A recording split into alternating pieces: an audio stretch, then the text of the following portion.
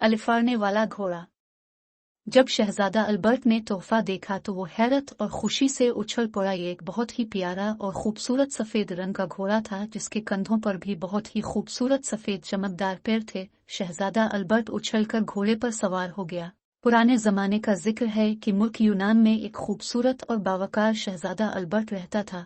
इसकी अच्छी आदतों की वजह से बादशाह इस पर बहुत मेहरबान था। शहजादा अल्बर्ट की सौतेली माँ को बादशाह का शहजादे की तरफ झुकाव एक आंख भी न भाता था। इसने शहजादा अल्बर्ट की उल्टी सीधी शिकायतें लगाकर बादशाह को मजबूर कर दिया कि वो शहजादा अल्बर्ट को कत्ल कर दे। बादशाह शहजादे को कत्ल नहीं करना चाहता था, चुनांचे बादशाह ने शहजादा अल्बर्ट को एक खत देकर इसको अपने दोस्त बादशाह के पास रवाना किया, जो शहजादा अल्बर्ट के वालिद के दोस्त थे और करीब के मुखी में बादशाह थे।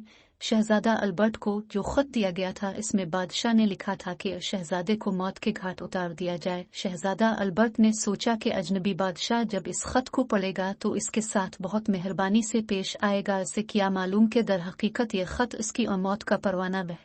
शहजादा अल्बर्ट जब दूसरे मुख पहुंचा और बादशाह से मुलाकात की तो उसकी अच्छी आदतों की वजह से बादशाह को शहजादा अल्बर्ट बहुत पसंद आया और उसने ज़माने के रस्म व रवाज के मुताबिक इससे आने का मकसद पूछे बगैर 9 दिन तक इसकी खूब खातिर मदद की।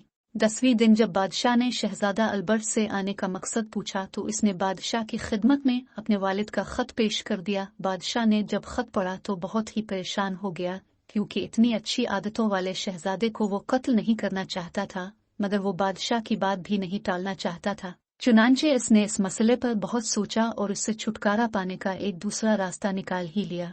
बादशाह के मुल्क में एक बड़ी मुसीबत आई हुई थी, वो ये कि एक खौफनाक बिला जिसका सर बब्बर शेर की तरह बड़ा था, इसके जबड़े बहुत खौफनाक थे, इसके मुंह से शोले निकलते थे, इसका जिस्म एक बिक्री की तरह था और उसकी दाम ड्रैगन यानी अजदा की तरह थी।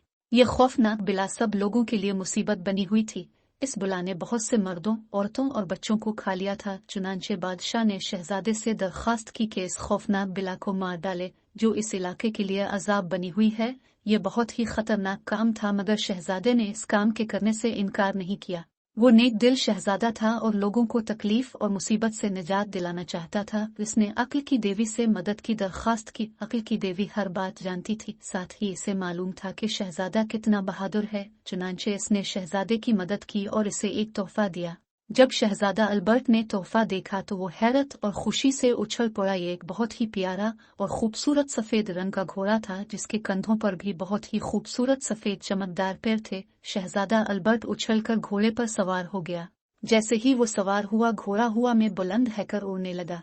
शहजादे ने घोड़े का रुख बिला की तरफ कर दिया और जब उसे वो बिला नजर आने लगी तो इसने इस पर तीर बरसाने शुरू कर दिए। जब खौफनाक बिला को तीर लगे तो इसने तकलीफ से चिंघाड़ना शुरू कर दिया और साथ ही साथ इसके मुंह से खौफनाक शोले निकलने लगे और उसने अपनी दम जमीन पर मारी तो उसकी वजह से जमीन हिलने लगी। लेकिन इन चीजों से शहजादा अल्बर्ट को कोई परेशानी नहीं हुई, क्योंकि वो जमीन पर तो था ही नहीं, वो तो अपने उड़ने वाले घोड़े पर बहुत बुलंदी पर था, इसलिए वो बिला के शोलों से महफूज था। बुला ने बहुत कोशिश की कि शोले शहजादा अल्बर्ट तक पहुंच जाएं, मगर वो नाकाम रही और शोले भी इसके मुंह में बनना खत्म हो गए थे। काफी देर तक शहजादा तीर बरसाता रहा, यहाँ तक कि बिला के जिस्म में दर्जनों तीर घुस गए और वो लहूलहान होकर तड़पने लगी।